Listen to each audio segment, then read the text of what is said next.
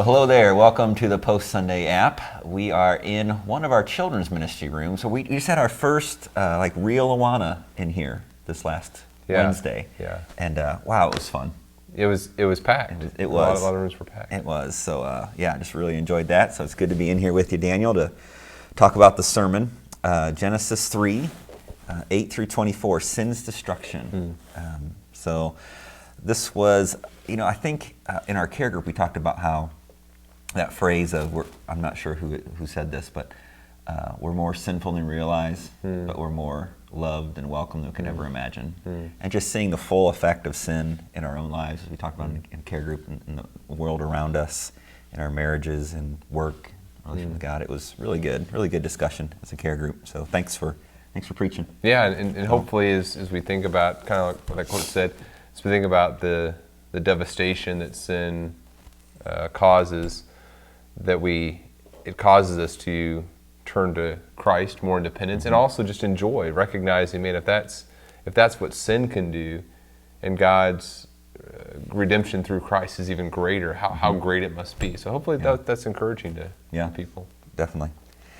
Well, one question that came in about this passage was the crushing of the head of the serpent. Yeah.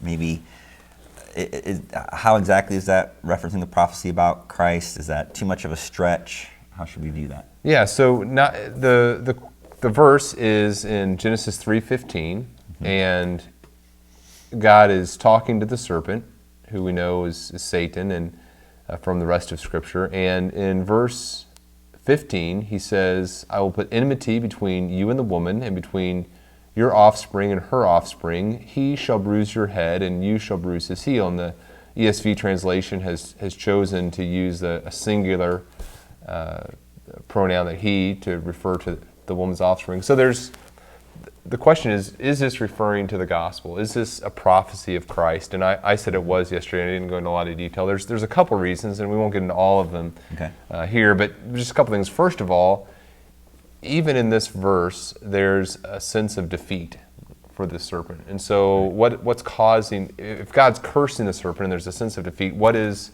that defeat? Well, it has to do something with his offspring. And so this isn't a full-fledged, here's who Jesus will be and here's all the atonement and all that. But there's this hint of an offspring who's going to deal a blow to the serpent, and even in a larger context to this curse that's taken place.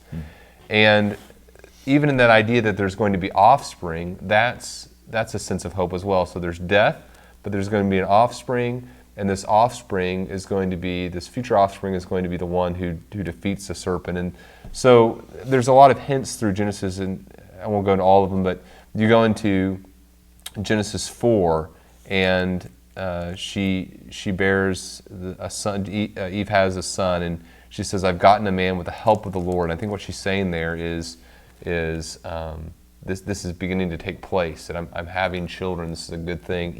Eve is called Eve by Adam because she's going to be the mother of all living things, it says in verse 20 of Genesis 3. So there's this idea throughout Genesis that they're looking forward to a coming seed, a coming descendant who's going to reverse the curse. In Genesis, I think it's Genesis 5, Lamech has a son, calls him Noah, which means rest. It says, "Out of the ground that the Lord has cursed, this one shall bring us relief from our work and the painful toil of our hands." So he's hoping maybe this is the descendant. And all throughout Genesis, you see this idea of descendant and offspring. Genesis 12 and 13, Abraham is promised a seed who will be given the land, a descendant who will be the instrument by which all the nations are blessed. And you come to Galatians, and Galatians 3, Paul tells us that prophecy made to Abraham was in reference to Jesus Christ. So when you kind of put all those things together, you see in Genesis, the big story is telling us that there's going to be a coming descendant who's going to deal with sin's curse, and the first hint of that is there in Genesis 3:15. So that's how I read Genesis 3:15. Some people would disagree, but I think it's there. Yeah, okay. And then also as you go through Genesis, even the outline is in terms of generation. These are the generations. These are generations. Right. So he's constantly bringing to mind that humanity began here. There's a fall, and now there's descendants, and it's through this one descendant that the curse is going to be lifted. Sorry to interrupt. Yeah, no, you're good. You're good. So if if the fall brought such a far-reaching effect, right? Your three principles of the passage were sin has destroyed my relationship with God, Yeah. my relationship with family, and my relationship with my work. Right. Okay.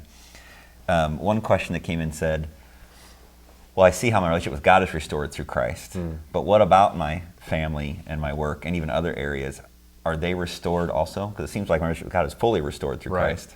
What about my relationship with my family and work? When those other relationships are restored as our relationship with God is restored. And so as we mentioned, in that relationship with my family, it's restored because now I have a relationship with God, and I have a model for how I'm supposed to treat my wife, and I have someone who can provide me the means to have my heart changed so I can treat her the way that I'm supposed to. And same with work. Now I can do my work unto the Lord. And so that relationship with the Lord being restored causes all the other effects of the curse to be dealt with as well. So restoration can happen. Right, yeah. Because of the first one. Right. Being restored. Yeah. Yeah. Okay. Now, Adam and Eve were protected from evil by God in Yeah. the garden by saying, don't go over that tree. Right. Don't eat that fruit. How is that, or is that a model for us as we think about parenting? So a parenting question here. Yeah. As we think about our children, how much do we protect them from evil versus kind of gently sowing into them, here's what's coming?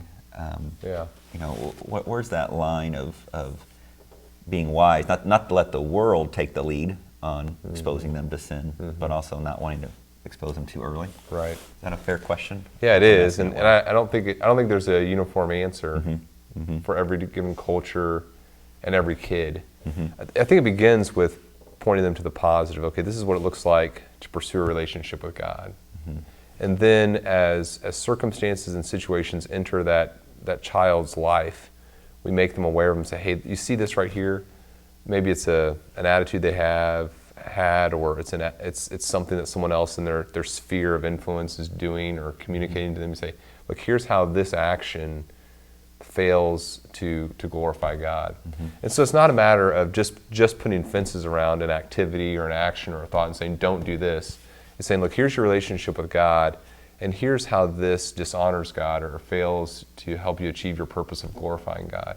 There's conversations about sexuality that I'm having with my kids that if they were in a different culture, we wouldn't be having. Yeah. Because I don't think they would need to know all of the examples of perversions from God's standards that you can deal with. But because of the culture that we're in, the things they're exposed to, the images they're exposed to, there's some conversations we've had like, hey, you know what you saw there? That's not how God would want you to live. And so we can't protect our kids from the evil in the world. As Paul said, then you have to go out of the world. But we can say, okay, as you're exposed to the world, here's how you handle it in a way and think about it in a way that's consistent with what God has told us about reality and how to worship Him. Yeah, that's good. That's good. How have you handled that? Well, I think you said it well, in that each child is different. Yeah. As it just so much calls for us just to spend time with our kids, because to know that child well enough to, one, what they're ready to be exposed to. Yeah. Because sometimes we have to take the initiative before it comes to them to start exposing That's true. them. But two, knowing what they've been exposed to. So knowing when they're ready, if we need to take the first steps to talk about an issue.